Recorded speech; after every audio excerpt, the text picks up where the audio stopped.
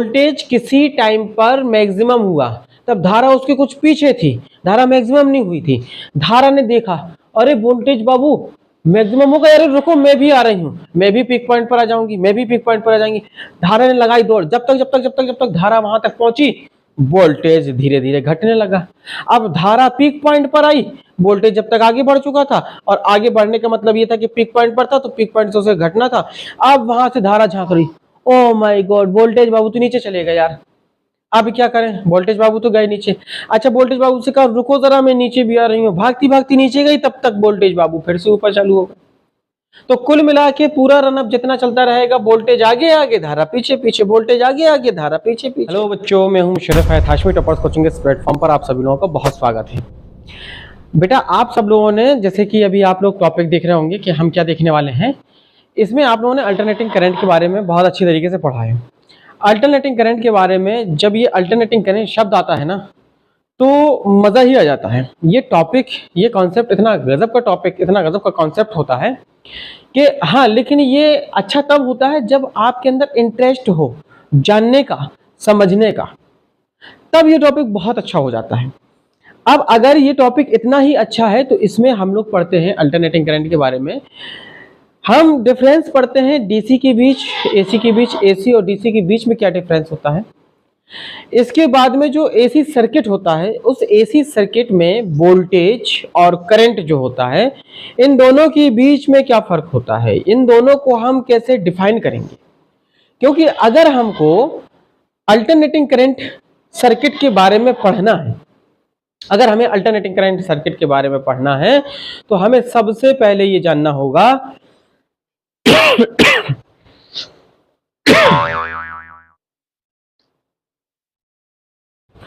तो हमें सबसे पहले ये जानना होगा कि V और I के बीच में फेज कितना होता है, कलांतर कितना होता है, कला में अंतर कितना होता है। अगर हमको ये पोजीशन पता चल जाए कि भाई वोल्टेज यहाँ रहेगा, करंट यहाँ रहेगा, इस सिचुएशन में रहेगा, तब आगे के जितने भी अल्टरनेटिंग करंट सर्किट हैं उनको हम बहुत आसानी से समझ सकते हैं। तो ठीक है, आज का कॉन्सेप्ट हम लोग स्टार्ट करते हैं।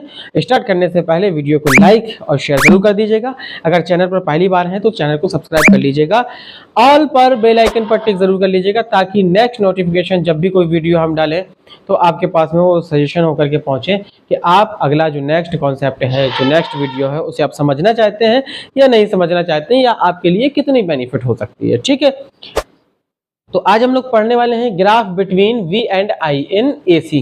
ठीक है, सर्किट जो प्रत्यवर्ती धारा परिपथ होते हैं उनके मध्य वोल्टेज और धारा के बीच में कलांतर कितना होता है, कला में अंतर कितना होता है, फेज डिफरेंस देखने वाले हैं हम यहाँ पर। एक्चुअली में हमें समझना यहाँ पर यह है कि फेज का डिफरेंस जो होता है वो कब क्रिएट होता है। ऐसी कौन सी सिचुएशन होती है जिसमें फेज V और I के बीच में क्रिएट होता है, फेज डिफरेंस क्रिएट होने लगता है। फेज डिफरेंस क्रिएट होने की कुछ कंडीशंस हैं जो हमने आपको बता के रखी हैं। यहाँ पर हमने 3 कंडीशंस बनाई हैं। इनमें मामला पूरा क्या है, एक कंडीशन ऐसी भी हो सकती है कि जब, देखिए आप ये जानते हैं कि जो प्रत्यवर्ती धारा परिपथ होता है उसमें वोल्टेज पहले धीरे धीरे बढ़ता है, पीक पॉइंट तक जाता है, फिर धीरे धीरे घटने लगता है। ये हाफ साइकिल पूरी कंप्लीट कर लेता है। इसके बाद सेकेंड हाफ साइकिल भी इसी तरीके से कंप्लीट होती है, धीरे धीरे उसकी वैल्यू बढ़ती है, बढ़ने के बाद में एक पीक पॉइंट पर पहुंचती है। जैसे मान लीजिए यहाँ पर आप समझ पा रहे हैं कि ये 0 की पोजीशन है, फिर धीरे धीरे इंक्रीज हो रही है, पीक पॉइंट पर पहुंची, फिर धीरे धीरे डिक्रीज होने लगी, ये 0 हो गई, फिर धीरे धीरे बढ़ने लगी। Second half cycle, in second half cycle फिर पीक पॉइंट पर पहुंची और फिर धीरे धीरे घटना शुरू हो गई और फिर 0 हो गई। यहां से लेकर के यहां तक एक साइकिल कंप्लीट होती है, पूरी एक पूरी साइकिल कंप्लीट होती है, 1.5 साइकिल और 2.5 साइकिल।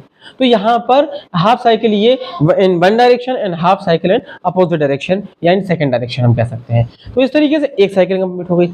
अब यहाँ पर हमें समझने वाली बात यह है कि भाई आप एक बात समझिए, जब वोल्टेज मैक्सिमम जिस टाइम, जिस ड्यूरेशन में, जिस इंस्टेंट टाइम में मैक्सिमम हो रहा हो, ठीक उसी इंस्टेंट टाइम में अगर धारा भी आपकी पीक पॉइंट पर पहुंच रही है, जिस टाइम वोल्टेज 0 हो रहा है उसी टाइम धारा भी 0 हो रही है, तो ऐसी सिचुएशन में हम कह सकते हैं कि वोल्टेज और धारा दोनों समान कला में है भाई, उनके बीच में कला में कोई अंतर नहीं है। बात को जरा समझने की कोशिश करिएगा।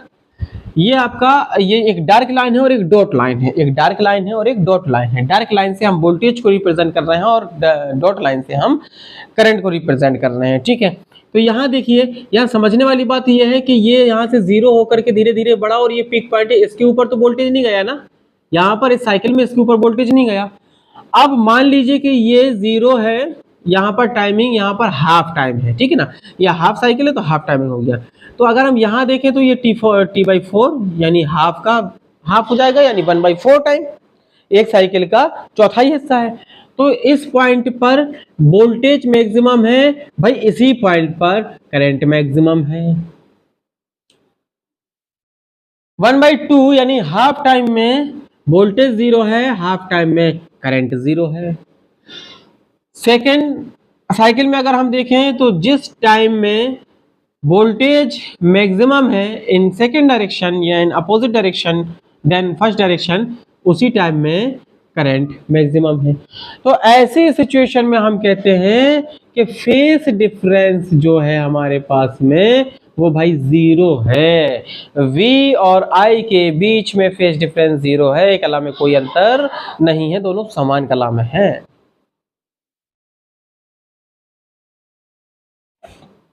अब यहाँ पे कंडीशन क्या होगी, अल्टरनेटिंग करंट सोर्स जो होता है उसे हम रिप्रेजेंट करते हैं V = V0 sin omega t, और V0 peak value maximum value कहलाती है, और वोल्टेज शिखर मान, महत्तम मान, या उसी को हम आयाम कह देते हैं। ओमेगा आपका कोणीय वेग है, V = V0 sin omega t, और जब समान कला में है, कला में कोई अंतर नहीं है, इट मीन्स कोण में कोई परिवर्तन नहीं है, इट मीन्स कोण में कोई परिवर्तन नहीं है। तो यहां पर I = I0 sin omega t हो जाएगा। अगर वोल्टेज ऐसी सिचुएशन आ रही है कि वोल्टेज जब मैक्सिमम हुआ तब धारा पीछे थी, अब बात को समझिए, इसी टाइम पर मैक्सिमम हुआ तब धारा उसके कुछ पीछे थी, धारा मैक्सिमम नहीं हुई थी। धारा ने देखा अरे वोल्टेज बाबू मैक्सिमम हो गया, अरे रुको मैं भी आ रही हूँ, मैं भी पीक पॉइंट पर आ जाऊंगी, मैं भी पीक पॉइंट पर आ जाएंगी। धारा ने लगाई दौड़, जब तक धारा वहां तक पहुंची, वोल्टेज धीरे धीरे घटने लगा। अब धारा पीक पॉइंट पर आई, वोल्टेज जब तक आगे बढ़ चुका था, और आगे बढ़ने का मतलब ये था कि पीक पॉइंट पर था तो पीक पॉइंट से उसे घटना था। अब वहां से धारा झांक रही, ओ माय गॉड वोल्टेज बाबू तो नीचे चले गए यार, अब क्या करें, वोल्टेज बाबू तो गए नीचे। अच्छा वोल्टेज बाबू से कहा रुको जरा मैं नीचे भी आ रही हूँ, भागती भागती नीचे गई, तब तक वोल्टेज बाबू फिर से ऊपर चालू होगा। तो कुल मिला के पूरा रनअप जितना चलता रहेगा, वोल्टेज आगे आगे धारा पीछे पीछे, वोल्टेज आगे आगे धारा पीछे पीछे। तो इसका मतलब क्या हुआ कि वोल्टेज अग्रगामी है, वोल्टेज फॉरवर्ड है, धारा के रिस्पेक्ट में धारा पश्चिगामी है। मतलब हम यहाँ पर ये कहेंगे कि वोल्टेज अग्रगामी है, तो वोल्टेज से धारा इन दिस सिचुएशन पश्चिगामी है। ठीक है, इसको समझते हैं दूसरी सिचुएशन को, जब वोल्टेज आगे आगे धारा पीछे पीछे। देखो भाई वोल्टेज को हमने स्टार्ट किया, वोल्टेज यहाँ पर पीक पॉइंट पर आया, पीक पॉइंट पर यहाँ पर है वोल्टेज, पीक पॉइंट पर यहाँ पर है, ये टाइमिंग है, ये टाइमिंग मान लीजिए T/4 ही होगी अकॉर्डिंग टू दिस। अब अगर हमने देखा कि ये मान के चलिए जैसे हम 4 सेकंड की बात करें, यहाँ से लेके यहाँ तक का 4 सेकंड है, तो यहाँ पर 0, यहाँ पर 1 सेकंड, 2 सेकंड, ये 3 सेकंड और ये 4 सेकंड। ठीक है, समझाने के लिए हमने आपको ऐसे बना दिया। अब यहाँ पर देखिए कि 1 सेकंड में वोल्टेज मैक्सिमम है, और यहाँ देखिए तो जो करंट है वो यहाँ पर है, यानी कि यहाँ आया, मतलब 1 और 2 सेकंड के बीच में इतने टाइमिंग के बाद 1.8 सेकंड मान के चलिए, तब धारा मैक्सिमम हुई। फिर वोल्टेज पहले 0 हो गया, धारा आते आते आते इतने टाइम के बाद 0 हुई। तो ये कंडीशन क्या है कि वोल्टेज आगे आगे, भाई यहाँ देखो वोल्टेज मैक्सिमम हो गया, बाद में धारा मैक्सिमम हुई, वोल्टेज 0 हो गया, धारा बाद में 0 हुई, वोल्टेज फिर मैक्सिमम हुआ, धारा बाद में मैक्सिमम हुई, वोल्टेज फिर 0 हो गया, धारा बाद में 0 हुई। तो कुल मिला के यह है कि धारा पीछे पीछे, वोल्टेज आगे आगे, बस इसी को कहते हैं कि वोल्टेज अग्रगामी है, धारा पश्चिगामी है। तो धारा पश्चिगामी है। अच्छा, अब जो वोल्टेज सोर्स होता है, एसी वोल्टेज सोर्स होता है, उसे हम कोई परिवर्तन नहीं करते, V = V0 sin omega t ही रखेंगे। तो करेंगे क्या, धारा जो होगी, धारा पश्चिगामी है। अब कितनी पश्चिगामी ये नहीं पता हमको, 30 अंश पीछे है, 15 अंश पीछे है, 10 अंश पीछे है, 45 अंश पीछे है, कितनी पीछे है ये हमको नहीं है पता। ये जब हम चेक करेंगे, निकालेंगे या न्यूमेरिकल्स लगा रहे होंगे, तब पता चलेगा कौन किससे कितना पश्चिगामी है, कौन किससे कितना अग्रगामी है। बात क्लियर हो गई। ठीक इसी तरीके से अगर भाई वोल्टेज पश्चिगामी होगा तो धारा क्या होगी, अग्रगामी। अब कहानी बिगड़ जाएगी। भाई होता क्या है, सबका वक्त आता है। पहले वोल्टेज आगे आगे भाग रहा था, धारा पीछे पीछे भाग रही थी, वोल्टेज आगे आगे भाग रहा था, धारा पीछे पीछे भाग रही थी। धारा बेचारी वोल्टेज का पीछा कर रही थी, लेकिन वोल्टेज सुनने का नाम नहीं ले रहा था। अब क्या करेगा, अब धारा आगे आगे वोल्टेज पीछे पीछे, धारा आगे आगे वोल्टेज पीछे पीछे, वोल्टेज बेचारा चिल्लाता रहेगा धारा से, लेकिन अब धारा नहीं सुनेगी, क्योंकि पहले धारा की नहीं सुनी गई। अब धारा क्यों सुनेगी सीखी, देखिए ये वोल्टेज रहा, वोल्टेज स्टार्ट हुआ, धारा पहले से फॉरवर्ड थी, धारा यहाँ पर करंट यहाँ पर पीक पॉइंट पर आया, मतलब इस टाइमिंग में वोल्टेज यहाँ पीक पॉइंट पर आया, मतलब इस टाइमिंग में, यानी बाद में वोल्टेज पीक पॉइंट पर आया। वोल्टेज ने कहा धारा से रुको भाई, हम भी शून्य हो रहे हैं। धारा शून्य हो चुकी थी, वोल्टेज बाद में शून्य हुआ। फिर धारा मैक्सिमम हो चुकी थी, वोल्टेज बाद में मैक्सिमम हुआ। फिर धारा शून्य हो चुकी थी, वोल्टेज बाद में शून्य हुआ। फिर धारा मैक्सिमम हो चुकी थी, वोल्टेज बाद में मैक्सिमम हुआ। तो ये कंडीशन क्या है, दोनों समान कला में, यहाँ वोल्टेज अग्रगामी है, यहाँ धारा अग्रगामी है। ठीक है, तो यहाँ पे धारा में क्या कर लेंगे हम, यहाँ पे फाई लगा देंगे ओमेगा टी प्लस फाई, तो ये धारा अग्रगामी हो गई, वोल्टेज यहाँ पर पश्चिगामी हो गया। तो अब हमें सर्किट में यहाँ पर यही चीज समझना पड़ेगी कि कौन किससे फॉरवर्ड है, कौन किससे बैकवर्ड है, या कौन सी ऐसी कंडीशन है जिसमें फेज डिफरेंस है ही नहीं। अगर ऐसी कंडीशन हमको मिल जाएगी तब हम यहाँ पर इसके सभी सर्किट पढ़ेंगे। तो सर्किट पढ़ने के लिए आपको नेक्स्ट वीडियो देखना पड़ेगी। नेक्स्ट टाइम आप लोगों को मिलेगी, तो बेल आइकन अगर आप लोग दबा लेंगे तो आप लोगों को तुरंत पता चल जाएगा कि नेक्स्ट वीडियो आपकी विदिन 24 घंटे में या 48 घंटे में, यानी एक दिन या दूसरे दिन जस्ट आपकी आ जाएगी। तो ठीक है, अगर वीडियो पसंद आई हो तो लाइक शेयर जरूर कर दीजिएगा, सब्सक्राइब भी कर दीजिएगा। थैंक